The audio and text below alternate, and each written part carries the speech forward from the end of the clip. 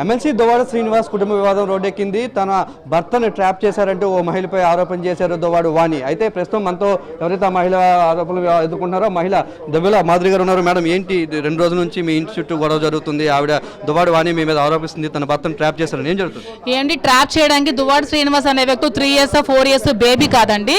ఒక 58 years ఒక matured ఒక స్టేట్ పొలిటీషియన్. తను ఒక స్టేట్లో ఒక ఎమ్మెల్సీ పదవిలో ఉన్నారు. తను ఒక స్టేట్ లెవెల్ లీడర్. అతన్ని ట్రాప్ చేసి అంత చిన్నపిల్లలు అతనైతే కాదు. ఈవిడ అవన్నీ రాజకీయ లబ్ధి కోసం రాజకీయ కాంక్షతో చేస్తున్న ఫాల్స్ ఎలిగేషన్స్ ఇవన్నీ. మాధురి వల్ల మా కుటుంబం రోడ్డును పడిందంటూ నిన్న వాళ్ళ కూతుర్లు కూడా ఇంటి ముందు ధర్నా చేసిన పరిస్థితి. తన తండ్రిని తమకు అప్పగించాలంటూ ఏం చెప్తారు? మాధురి వాళ్ళ ఫ్యామిలీ ఎందుకండి బయటపడుతుంది? 25 years మ్యారేజ్ అయిన నీ హస్బెండ్ నిన్ను వదిలి వెళ్ళిపోయాడంటే నువ్వేం చేస్తావో నీకే తెలియాలి. అది నువ్వే క్వశ్చన్ చేసుకో. ఒక 25 సంవత్సరాలు నీతో సంసారం చేసిన వ్యక్తి నిన్ను వదిలి వెళ్ళిపోయాడంటే మీ వైఫ్ అండ్ హస్బెండ్కి ఏం జరిగేది మీరు క్వశ్చన్ చేసుకోవాలి. Madhuri just after all 2 years అయింది పాలిటిక్స్లోకి వచ్చి. మాధురిని పాలిటిక్స్లోకి లాగిందే నువ్వు. మాధురికి పదవి ఆఫర్ చేసిందే నువ్వు.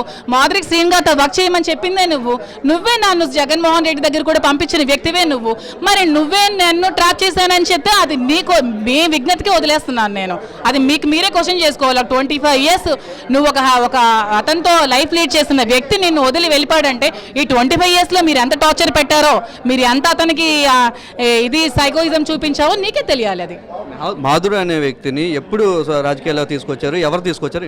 నేను 2022లో రాజకీయాల్లోకి వచ్చాను. నన్ను రాజకీయాల్లోకి తెచ్చింది కూడా దువ్వాడ వాణియే తెచ్చింది.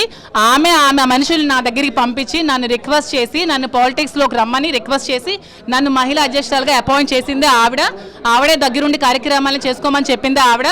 మొత్తం అంతా దగ్గరుండి చేయమని చెప్పిన ఆవిడే మా ఇద్దరికి ఉందని చెప్పి బయట ప్రచారం చేసి ఊరంతా రచ్చ చేసి నా లైఫ్ని డ్యామేజ్ చేసి చివరికి రోడ్డు మీద పెట్టింది మొత్తం అంతా ఆవిడేనండి.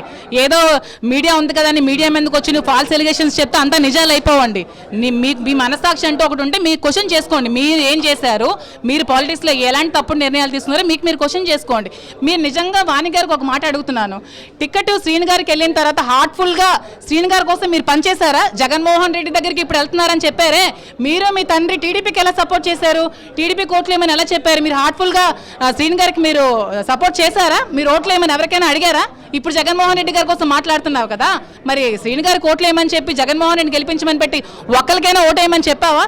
ఒక కోటరీ నిర్మించుకొని శ్రీన్ గారికి ఎగ్నెస్ట్గా చేస్తే పార్టీకి ఎగ్నెస్ట్ కాదా? జగన్మోహన్ రెడ్డికి ఎగ్నెస్ట్ కాదా మీరు చేసిన పనులన్నీ? నేను ఆవిడ క్వశ్చన్ చేయండి ఇవన్నీ. మీరు ఏదైతే వాణి గారు ఆరోపిస్తున్నారో వాణి గారు ఆరోపణల వల్ల మీ యొక్క డిఫేమ్ అయ్యామని చెప్తున్నారు, మీరు ఇబ్బంది పడ్డామని చెప్తున్నారు. ఎలా ముందుకు వెళ్ళబోతున్నారు? మరి నిన్నటి నుంచి మీరే చూసారండి. యూట్యూబ్లో చూసే వీడియో, ఫేస్బుక్లో చూసే వీడియో, సోషల్ మీడియా ఎక్కడ చూసినా ఇవే వీడియోస్. ఈ 2 yearsగా లేనిది ఇప్పుడు ఎందుకు సడన్గా ఆవిడ ఈ లైమ్ లైట్లోకి వచ్చింది? నన్ను ఎందుకు లైమ్ లైట్లోకి రావాలి? 2 years లేనిది ఇప్పుడే పుట్టుకొచ్చిందా ప్రేమ ఆవిడకి హస్బెండ్ మీద? ఇప్పుడే పిల్లలకు పుట్టుకొచ్చిందా ప్రేమ? 2 yearsలో మీ తండ్రి తిన్నాడా లేదా? 2 yearsలో మీ తండ్రి ఎక్కడున్నాడు? 2 years మీ తండ్రి ఆరోగ్యం ఎలాగుంది? ఈ 2 years మీ నాన్న రాజకీయం ఎలా చేస్తున్నాడు? అట్లీస్ట్ కనీసం పక్కన ఉండాలి, పక్కనుండి మా సపోర్ట్ చేయాలి. పాలిటిక్స్లో ఒక్కడే కష్టపడుతున్నాడే, ఒక్కడే తిరుగుతున్నాడే, ఈ వ్యక్తికి మేము సపోర్ట్గా ఉండాలని ఎందుకు ముగ్గురు అనుకోలేదు? ఈరోజు నిన్న మీరు తండ్రి దగ్గరికి వెళ్ళడానికి ఫైట్ చేసిన మీరు ఈ 2 years ముందే టికెట్ వచ్చినప్పుడే మీరు ఎందుకు దగ్గరికి వెళ్ళి ఫైట్ చేయలేదు? మీ నాన్న నీ పక్కనే ఉంటాం, మీకు సపోర్ట్ చేస్తామని ఎందుకు మీరు అనలేదు? మీరు వాళ్ళకి అడగండి క్వశ్చన్స్ పిల్లలకి. మీ ఇద్దరికి డైవర్స్ అవ్వలేదు అంటున్నారు, ఇద్దరు కలిసి ఉంటున్నారు. ఏంటి అసలు ఎలా చూడగలం? మేము ఒక ఫ్రెండ్లీగా కలిసి ఉంటున్నాము. అతను ఏం డైవర్స్ తీసుకోలేదు, నేను డైవర్స్ తీసుకోవట్లేదు. ఒక ఫ్రెండ్లీ రిలేషన్షిప్లో ఉన్నాము. సుప్రీం కోర్టే చెప్పింది అడల్టరీ తప్పలేదని. ఇది పర్సనల్ లైఫ్ని ఎవరు క్వశ్చన్ చేస్తారు రైట్ ఎవరికి లేదు. ఆవిడకి ఏమైనా ఇష్యూస్ ఉంటే హస్బెండ్తో చూసుకోమానండి, పిల్లలకి ఏమైనా ఇష్యూస్ ఉంటే హస్బెండ్తో చూసుకోమానండి. అంతేగాని నన్ను బయటకు లాగొద్దు, నా ఫ్యామిలీని బయటకు లాగొద్దు. నాకు పిల్లలు ఉన్నారు, నాకు లైఫ్ ఉంది. నేను ఒక ఉన్నత కుటుంబం నుంచి వచ్చిన వ్యక్తిని, నా లైఫ్ని బయటకు లాగొద్దు.